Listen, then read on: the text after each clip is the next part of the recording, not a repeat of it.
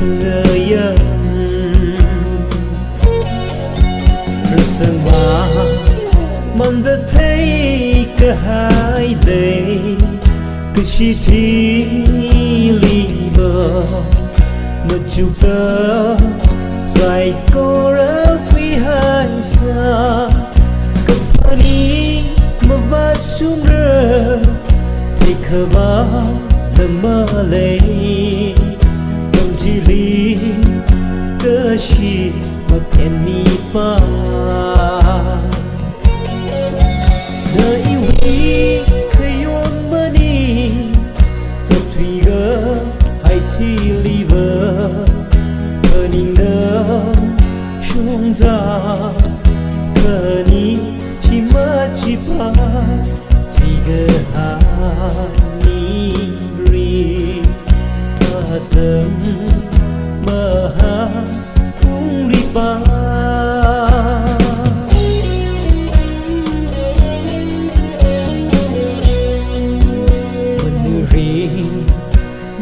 nơ rốt xa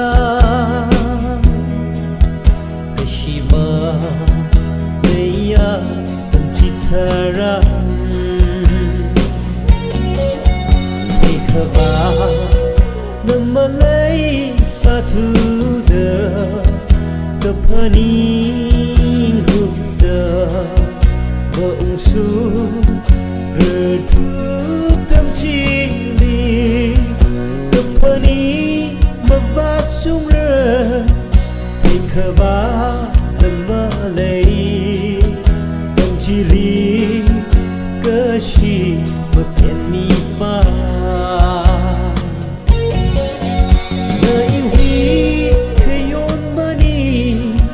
thật thủy gỡ hay thi li vơ cơ ninh đơ chúng ta cơ ni chỉ mơ chỉ pa thủy gỡ hai mi ri mơ tâm mơ ha cũng đi ba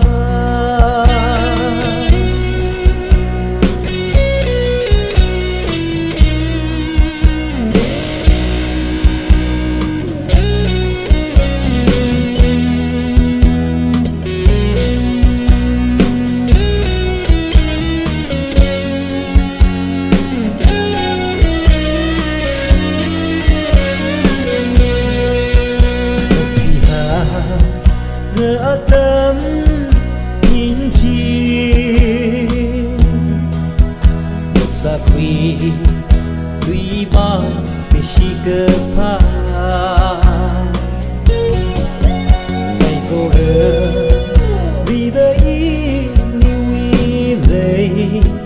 chợt đi ngay ôm giờ tìm chi lỡ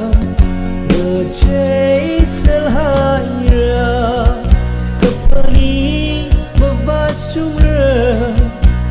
khờ ba